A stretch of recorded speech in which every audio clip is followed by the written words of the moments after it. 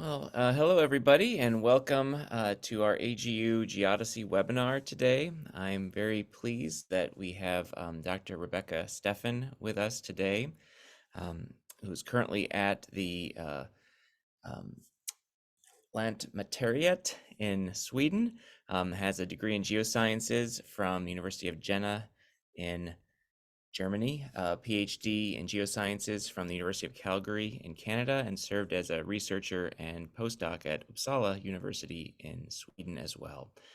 We're very excited that she's here. She's the 2023 awardee for the European Geoscience Union's Young Researcher Award in Geodesy that was just received in Vienna a few weeks ago, I think.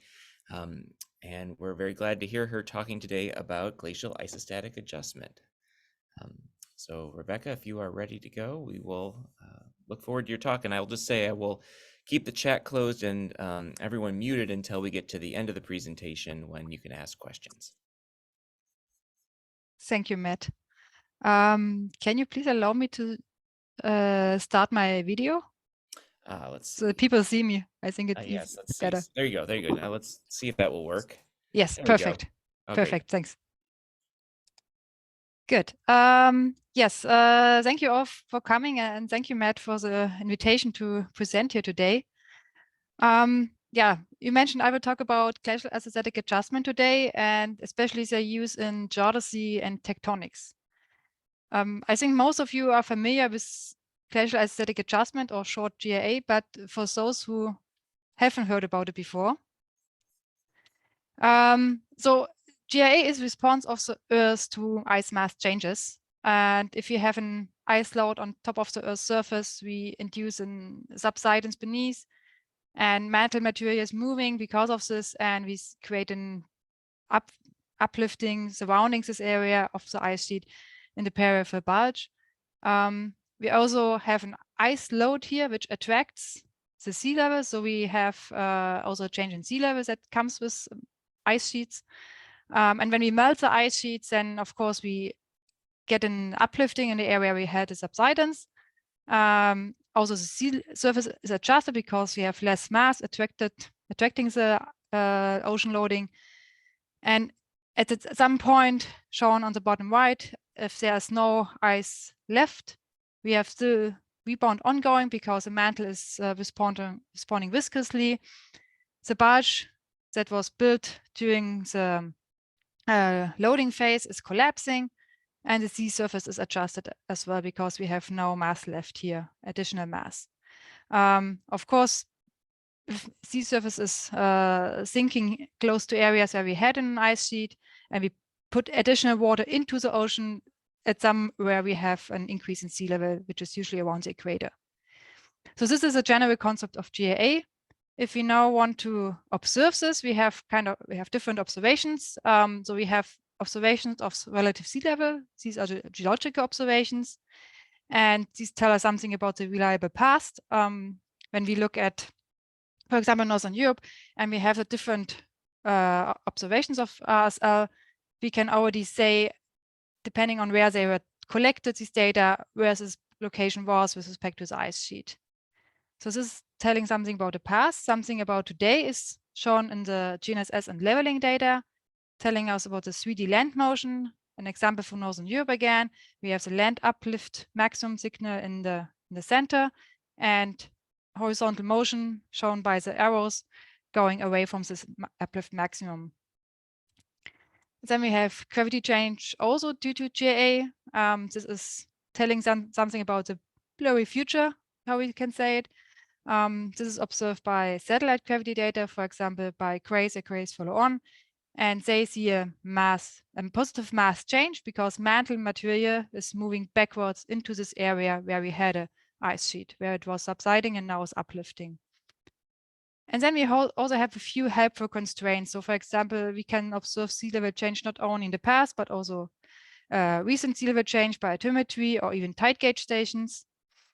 And we can also see GIA and changes in the Earth's rotational axis or even the length of the day changes. And then we have seismicity also telling something about GIA. And at the end, we all want to have a model that can describe all these observations and provide us then a view into the future, how it's developing. When I'm mentioning model, what is a GIA model? GIA model is set up by an ice and ocean loading and an Earth structure and rheology. And this Earth model component varies depending on several parameters. So we can have mantle viscosity, lithospheric thickness, rheological parameters, or rheological model. And we put these parameters into the Earth model. We have the ice and ocean loading. We create a GA model and we get some outputs. And these outputs can be then compared to our observations that I just mentioned on the slide before. And then we can try to adjust our Earth and ice model. But the problem is that the output that we get from the GA model, the solid Earth deformation, also affects the ice and ocean loading evolution.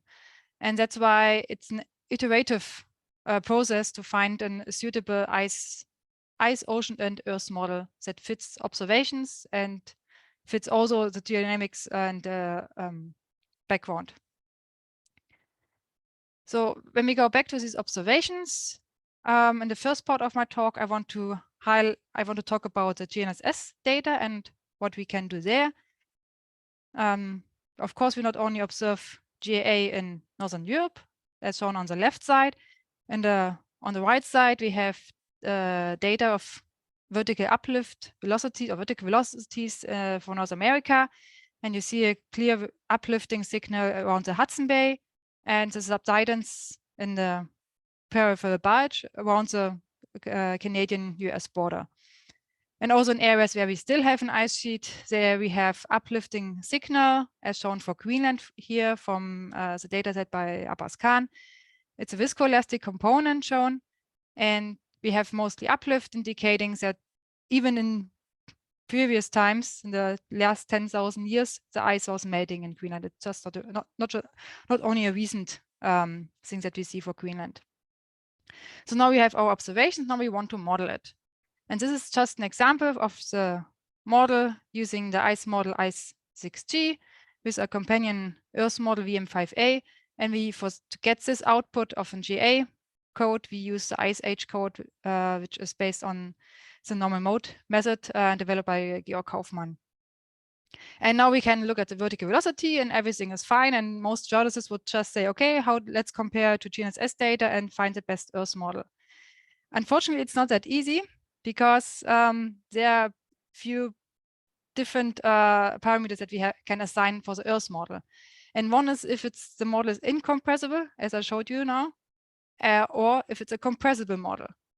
And now some of you might wonder what's actually the difference between compressible and incompressible, and why is it so important that I will talk about it now. Well, we have to first look at the material parameters that go into a GI model. And these are just starting values. These can even depend on time as we go with the loading. So we have a density, the gravity, the shear modulus, and the viscosity. And these 4 parameters are the same if I use a compressible or incompressible model. You already see that there's a Poisson's ratio, which is not the same for these 2 types of models. And how does this parameter is compared to each other? So we have for the compressible case, we have the Poisson ratio between 0 and 0.5. And for the incompressible case, it's 0.5. Now we could say, okay, let's just change the material parameter and then we can just calculate compressible models or incompressible models, whatever we need. Unfortunately, it's not that easy in GIA because these parameters are even included in some of the basic equations of GIA. So these are the governing equations to calculate GIA without the sea level equation. And so we have the linearized elastic equation of motion shown at the top left. So we have a divergence of stress as the first term. Then we have the advection of pre-stress, which is basically the restoring force of isostasy. Then we have the self-cavitation term, and then we have a term which is result of internal buoyancies. And you already see there are some subscripts, 0 and 1. And the 0 state is for hydrostatic background state, so the 0 state, while the subscript 1 is for the perturbed state. And you see that there's the density is perturbed and as well as the potential. So these are changed when we change the loading. And the changed density can be described by the linearized continuity equation. And this is depending on the displacement changes. So as soon as you have a displacement change, you get a different density because the material is compressed. And so it's not that easy anymore to just adjust the material parameter because you also have to adjust these equations. And then the changed density is also included in the Poisson's equation to solve for the potential. So these are the equations in the compressible case. If you now look at the incompressible case, a few terms are missing. So the density change is not there because if you have incompressible material, we have no density change. The density is constant, which means that even the linearized continuity equation is gone, and the Poisson's equation becomes a Laplace equation and also then easier to solve. So this is now the difference between the two approaches. And I showed you this before, and now let's look at the differences.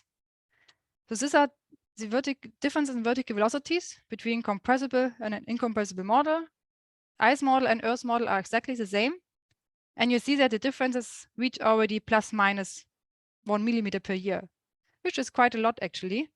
And if we take out or mask the area that is within the uncertainty limit, and I'm using a quite pessimistic uncertainty limit for GNSS data with 0.4 millimeter per year for the vertical velocities, we see that most of the area is wide, and actually it doesn't really matter if we use a compressible or incompressible model.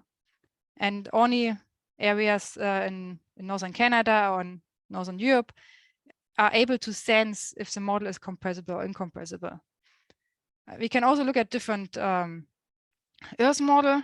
Now with a different upper mantle viscosity, the effect is completely gone.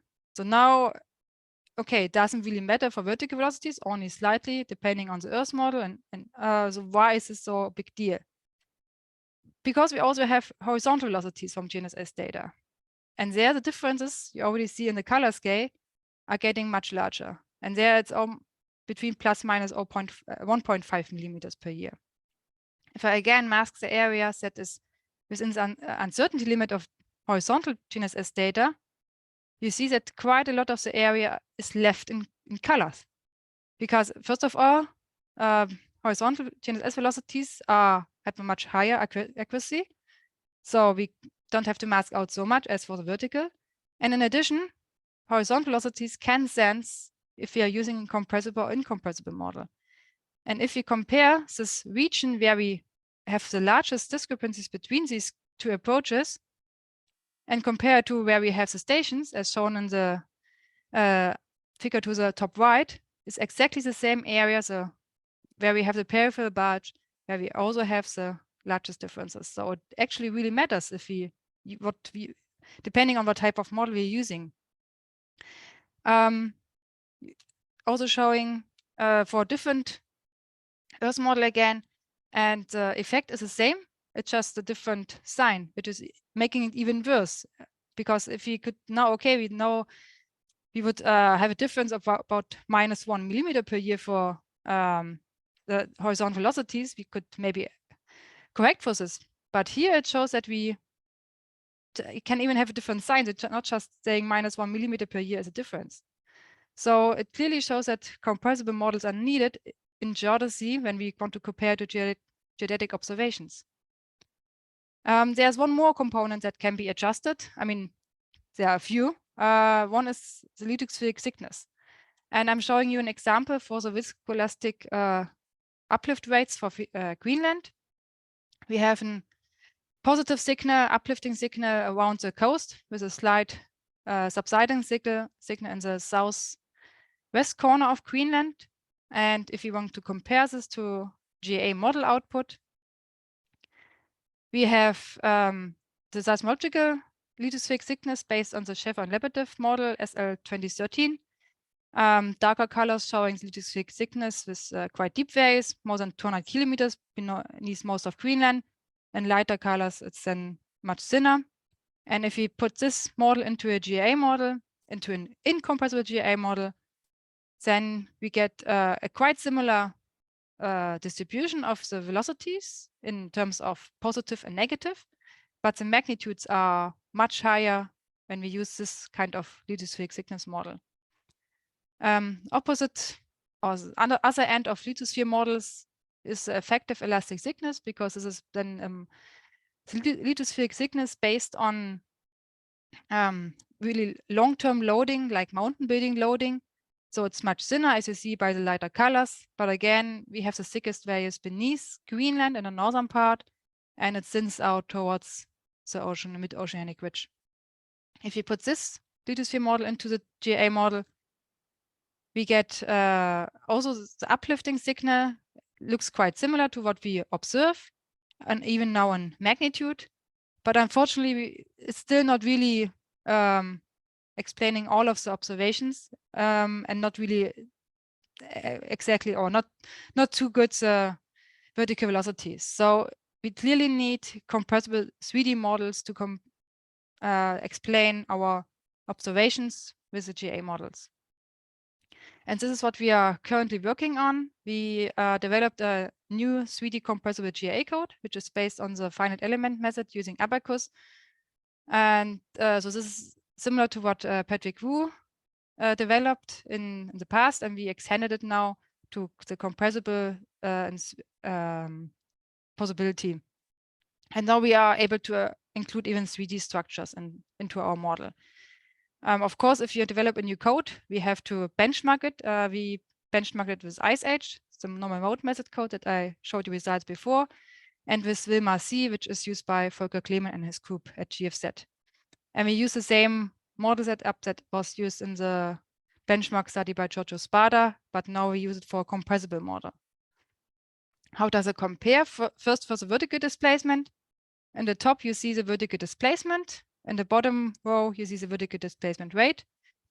And the color stands for the different loading time, so that we have put in disk load between the pole and 10 degrees colatitude, shown by the dashed vertical line here.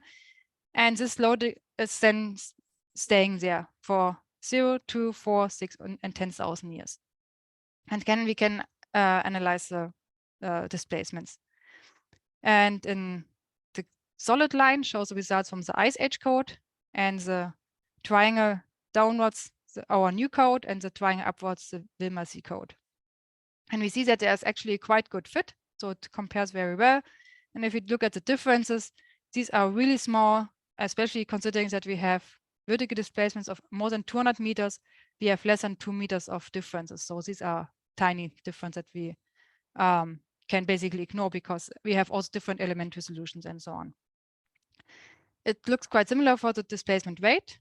And now I marked also the area where we have our uncertainty limit of GNSS data, around minus 0.4 millimeter per year for the vertical. And you see that the differences shown by the solid and the star fits very well in this limit. And so all three codes agree with each other, and even being completely different setup. So this makes us confident that our new code is working. We can make the same plots also for horizontal velocities, because we know that the biggest effect is visible there.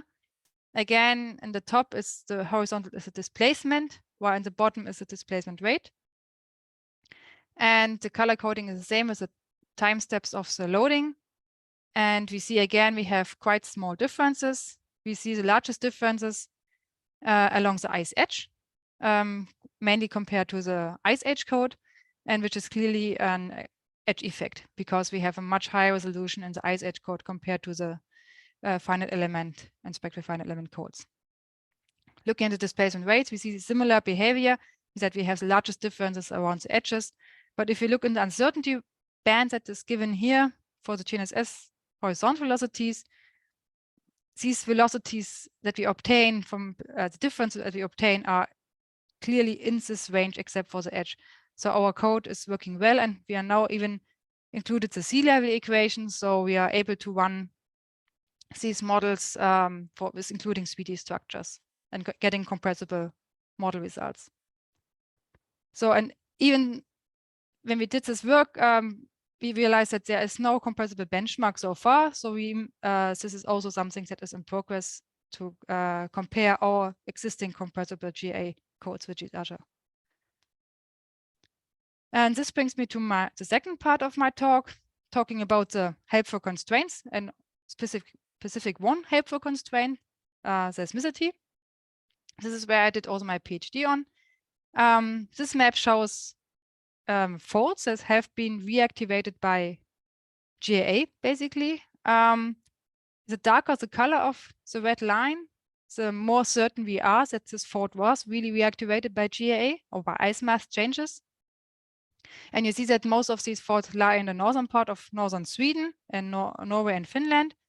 But we have even indications for these so-called glacially induced faults in Russia, and even if you go further south to northern Germany. The yellow points are indications of glacially induced faulting. This means that we don't have a fault yet. We only know that something happened here during the last 10, 20, 30,000 years ago. And quite interestingly, this plot with the yellow dots is increasing every year, kind of.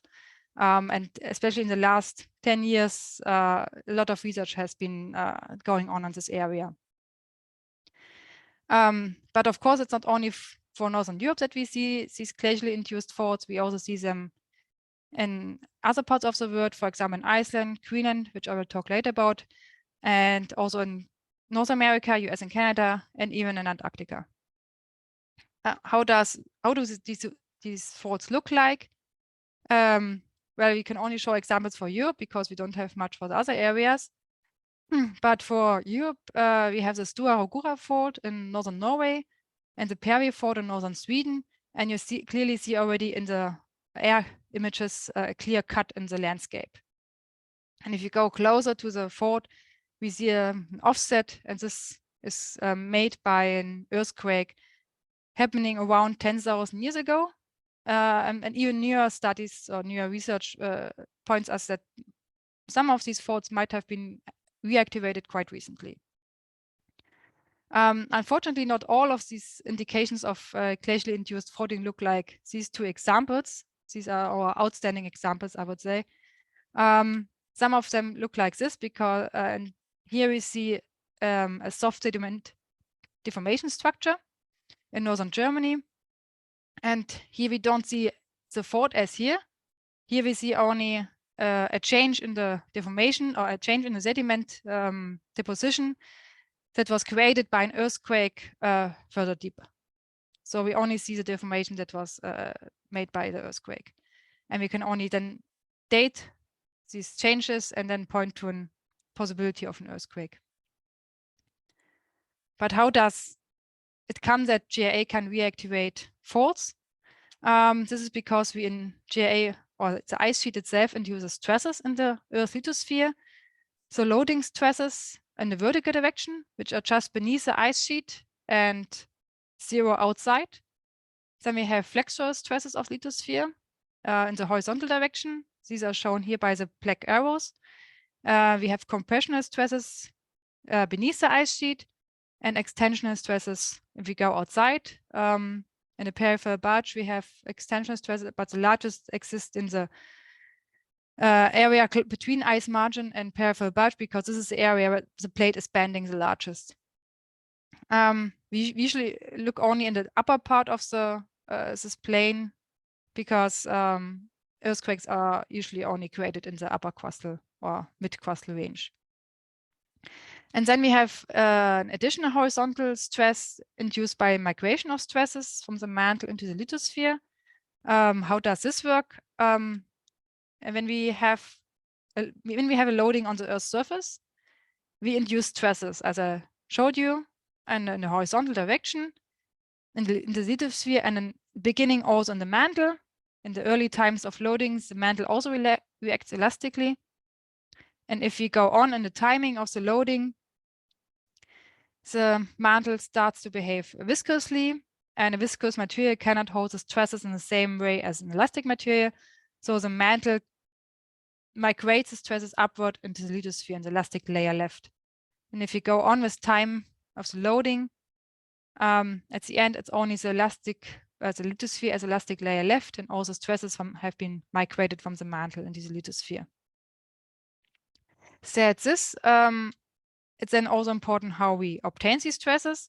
If we, for example, use a model where it's only the crust and lithospheric mantle included, then we miss this effect of stress migration, because when we don't have a mantle, we cannot create these mantle stresses in the mantle, which are migrated upwards.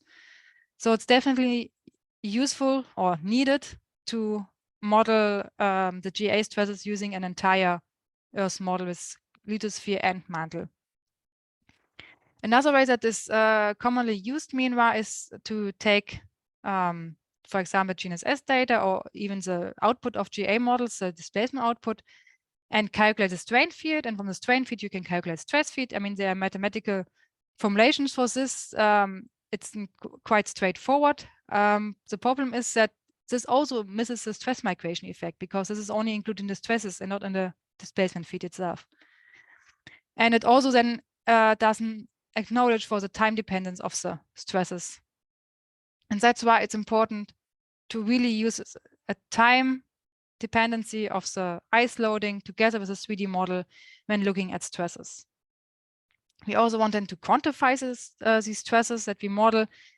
And here we calculate the column failure stress, or at the end, the change in column failure stress. The column failure stress is the distance between the Mohr circle, which is made up by the maximum and minimum principal stresses, and compared to the linear failure envelope shown by this line here in the Mohr diagram. The Mohr diagram is set up by the normal stress along the x-axis and the shear stress along the y-axis. And if the circle is below this line, then everything is stable and earthquakes shouldn't be or shouldn't happen. But of course, pore fluid pressures or any other external forces could lead to an earthquake. If this circle touches or crosses the line, then we can reach the unstable region and we can have earthquakes. But they don't have to occur, because all depends on the orientation of the fault. So now we want to model these stresses. We set up quite recently a really simple basic model to look at different aspects of the stresses. We use the Abacus software, which is a finite element methodology that I showed you before as well. We use a really simple ice model, circular in shape, radius of 1,000 kilometers. We load it with 100,000 years and deloading with 10,000 years. We have a quite simple lithospheric and upper mantle, lower mantle structure. And then our goal was to test a few tectonic values, because the GA models already need quite a lot of input parameters, which you can adjust. When you're looking at the stress changes, you have even more parameters that you can adjust. And then one is the stress ratio. I will talk about later. Then we have the background stress regime, which can be a thrust faulting or strike slip or normal faulting, but also background stress magnitudes and stress directions. So a lot of variations are possible. Looking, for example, for a thrust faulting stress regime, what does it mean? In such a regime, we have the maximum horizontal stresses in the horizontal direction, shown here, and the intermediate principal stresses in the other horizontal direction, and the minimum stresses are in the vertical direction. What does it mean when it comes to a fault orientation in this stress regime? As the maximum horizontal stress is usually around 30 degrees to the fault. This means that the fault has a dipping of 30 degrees, and the fault is a long strike with the intermediate principal stresses, sigma 2. So this the fault in such a stress regime, the optimal orientation would have a dip of 30 degrees and a strike of 0 or 180 degrees. Now we can look at the changing column failure stress at 3 different locations with respect to the ice sheet. So the ice maximum is shown by the dashed line on the right. And then we look at locations at the center of the ice sheet by the purple star, and the red star to the north of the ice sheet, or equivalent would be to the south of the ice sheet. And then by the orange star shown at the bottom, then the graph to the left or right of the ice sheet. And then we looking at the changing column failure stress, we see a decline during the loading phase beneath the ice sheet. This decline is kind of a step function in the beginning. This is because this is as stress migration comes into the game, and then we see a larger decrease. And then as soon as deload or loading stops and deloading starts, we see an almost immediate response of the stress changes, and we come to positive phase, which means that we can have earthquakes. So during the loading phase beneath the ice sheet, everything is stable and gets even more stable. And when we reach the end of the deloading phase, it becomes unstable and decreases exponentially back to zero at some point in the future. Looking at the location north or south of the ice sheet, it's also zero during the loading itself and becomes unstable as soon as it starts to, as soon as deloading has ended. So again, this area becomes unstable and we can have earthquakes. A different situation is seen for the location left and right of the, or east and west of the ice sheet. It becomes slightly positive during loading in the first phase of loading, which is quite interesting. And then it becomes unstable and it becomes stable again, sorry, and then becomes unstable again at some point in the 10,000 years after the end of the deglaciation. And when we're looking at the past ice age, we are about 10,000 years after the end of the deglaciation phase. This means that areas in northern Germany, for example, or even northern US could be reaching the state where earthquakes could happen soon. But they don't have to, because it all depends also on the fault orientation. Now showing you in 2 movies the time evolution of the change in column phase stress for these 2 regions. And for one case, we use a stress ratio of 0.05, and for the other 0.95.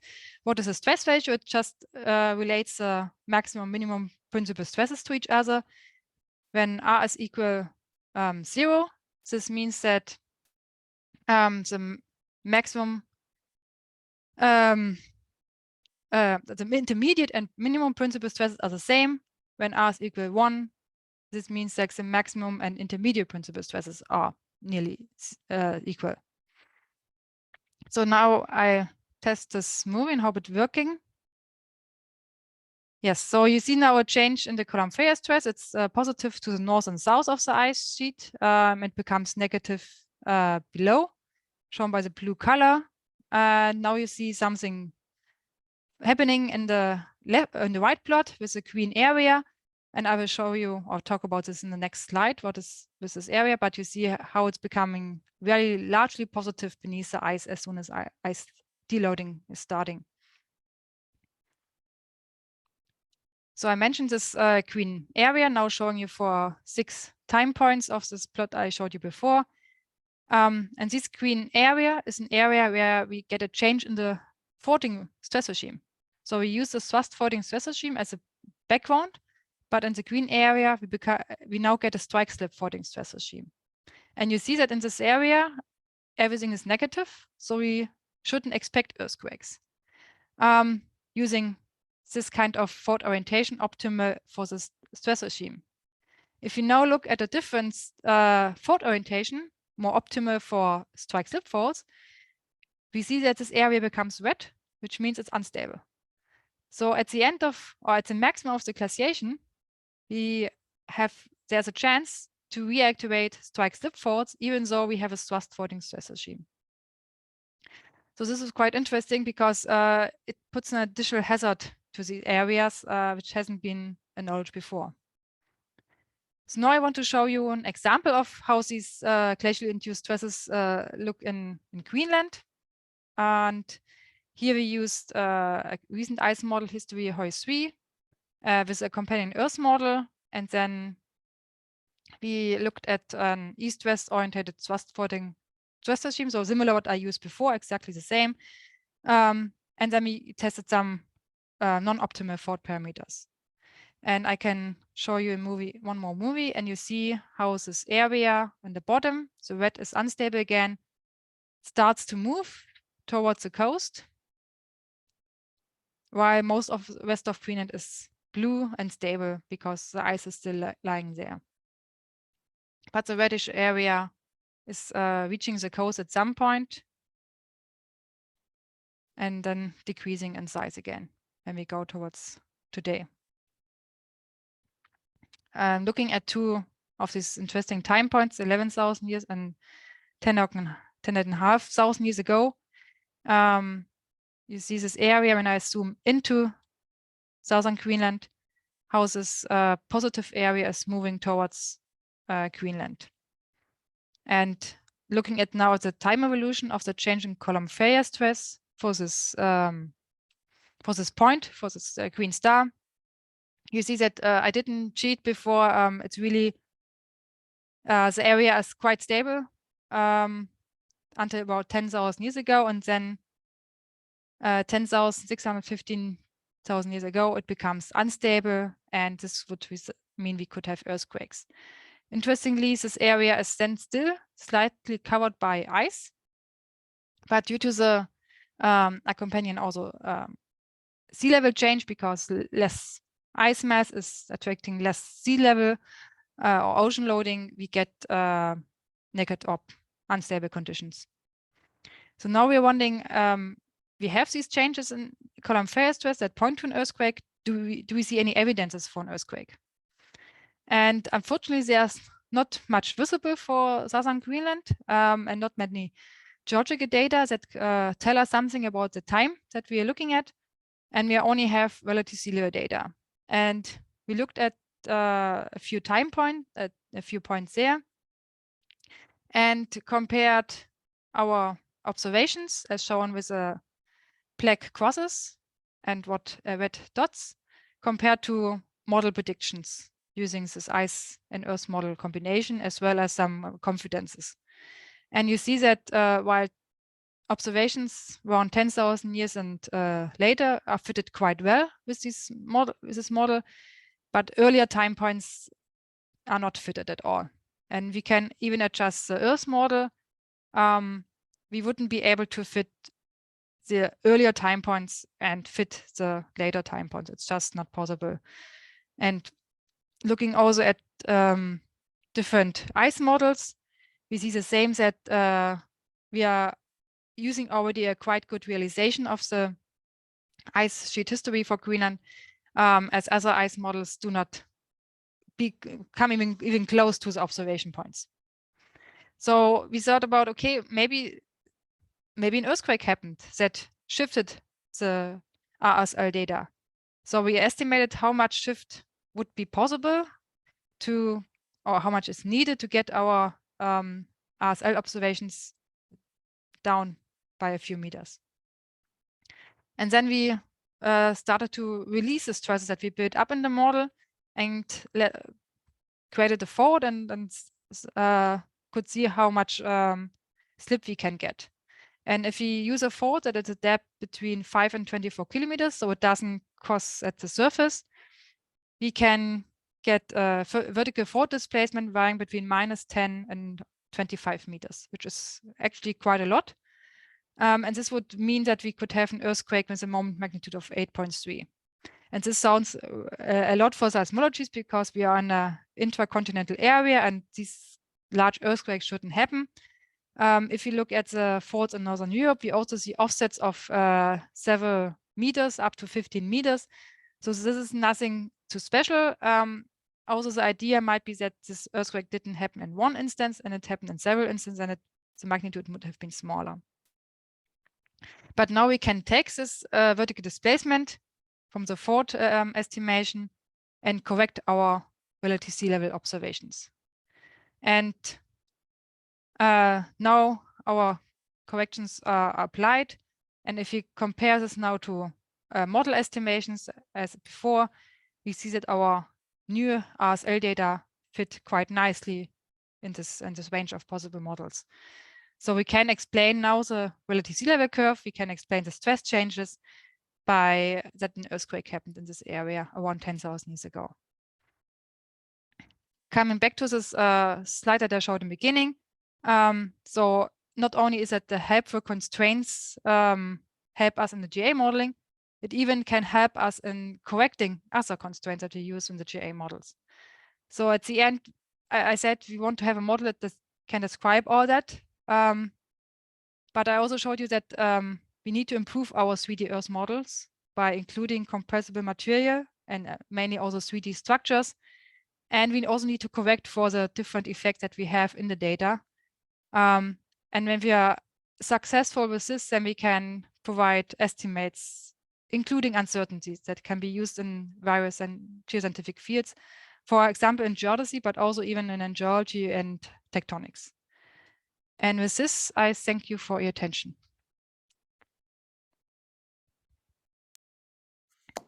Great, thank you so much, Rebecca. I'm going to open up the chat and allow people to unmute themselves. Seeing lots of thumbs up and applause lines here as emojis.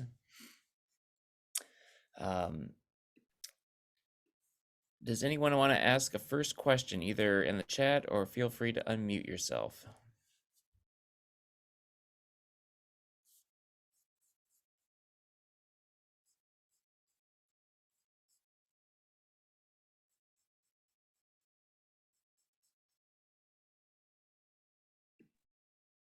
This is Tom Herring at MIT.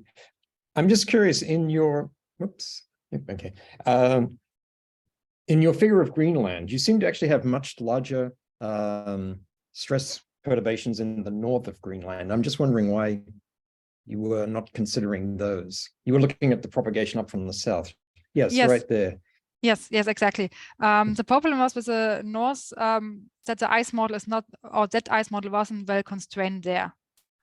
And that's why we didn't took this region into account.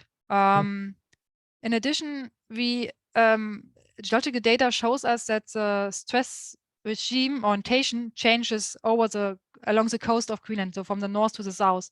While in the south, we might have likely an east-west oriented stress regime. It's more north-south in the north. And if I would run this entire movie with a north-south regime, then this wouldn't show up in red up there. So it's the ice history is wasn't well constrained, and the stress regime is most likely pointing to a different direction.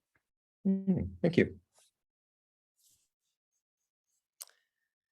All right, Rebecca, there's a question in the chat. I don't know if you can see it. Actually, there's two questions. If you want to start the first one from, I think, Gene Sauber.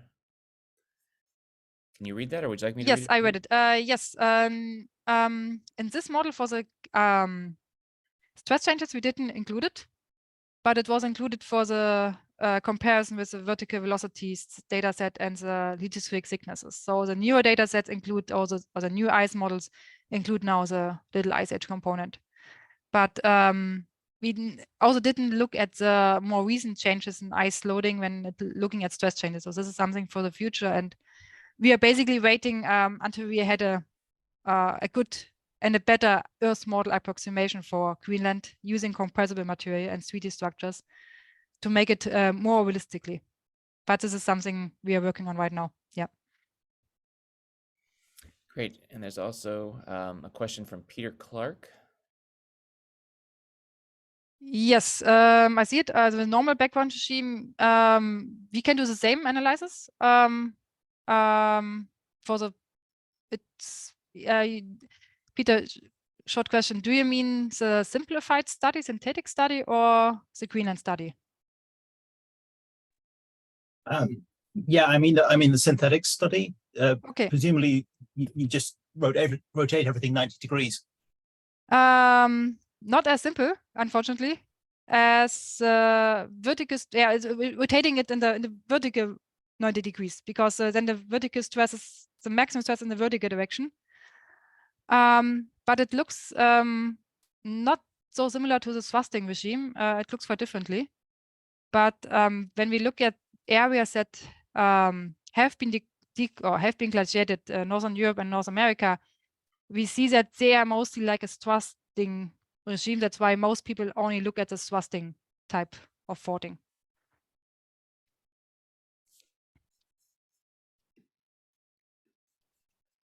All right, great. There's a question from Terry Wilson.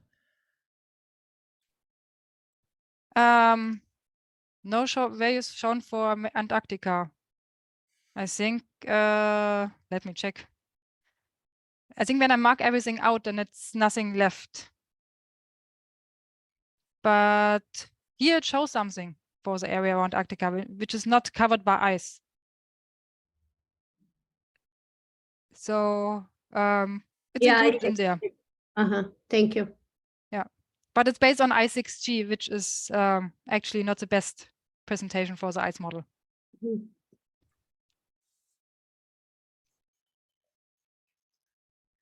All right, there's 3 more questions in the chat for you, if you can scroll down beyond all Yeah. the thank yous. Yes, the stability and stability defined in the models, it's for pre-existing fault zones. GA induces stresses, but these are not large enough to break the intact rock. It's only existing faults that get reactivated. What kind of magnitude? If you talk to people that, if you talk to people 20 years ago, they would say magnitude 9 easily. Now with newer research, we see that these faults might have, even the larger ones in Northern Europe, might have been reactivated several times. And then we decrease in magnitude quite dramatically. But magnitude 6 is possible, yeah.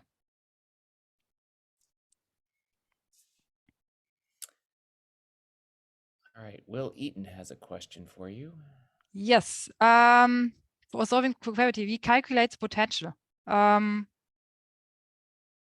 Going back to the equations. Yeah. So we basically calculate the potentials of the Poisson equation. Yeah, this is basically how we calculate gravity. We are doing it all GA codes basically do it in the spherical harmonics. But we have now used the shape functions to calculate everything. So we are leaving the harmonics to keep all spherical harmonics in the, or every degree and order in the ice model and Earth model code. But we have to invert or to iterate for the potential.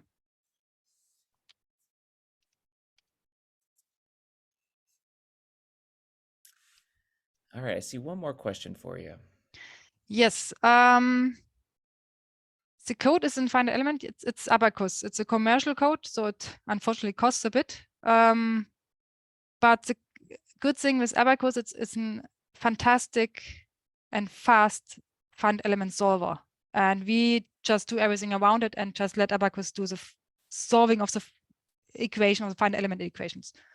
The rest is then done outside.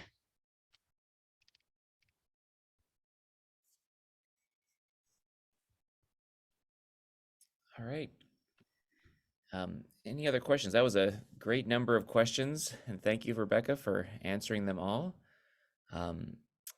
Not seeing any more at the moment. I will ask everyone to thank Rebecca again. We really appreciate it, and we will post this recording onto the YouTube channel for the AGU Geodesy section, so expect even more people will be able to enjoy it. So thanks everybody again, and hope to see you again soon. Thank you for coming. Bye all.